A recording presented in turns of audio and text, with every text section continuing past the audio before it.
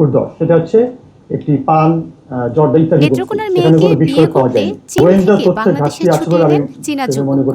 এর আগে হয় ফেসবুকে পরিচয়, শুরু হয় বন্ধুত্ব, তারপর ভালোবাসা। আর সেই ভালোবাসার টানে হাজার হাজার কিলোমিটার দূরের পথ পাড়ি দিয়ে বাংলাদেশে ছুটে আসলেন চীনা যুবক ওয়াং সুলিন। আমাদের যে নিজস্ব গোয়েন্দা কার্যক্রম সেগুলি কিন্তু নেত্রকোনার মোহনগঞ্জ পৌর শহরের দৌলতপুর এলাকার বাসিন্দা নাজমিন আক্তার লিজাকে ভালোবেসে মুসলিম রীতিতে বিয়ে করে রীতিমতো ভাইরাল তিনি।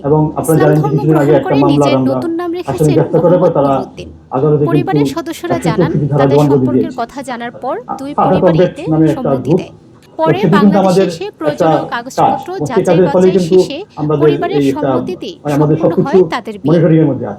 আমরা সেজন্য কাজ করছি না, আমাদের ইনভেস্টিগেশন চলছে।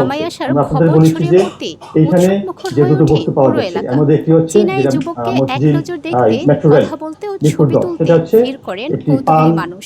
কেউ কেউ আবার সেই মুহূর্ত ক্যামেরাবন্দি করে ছড়িয়ে দেন সামাজিক যোগাযোগ মাধ্যমে।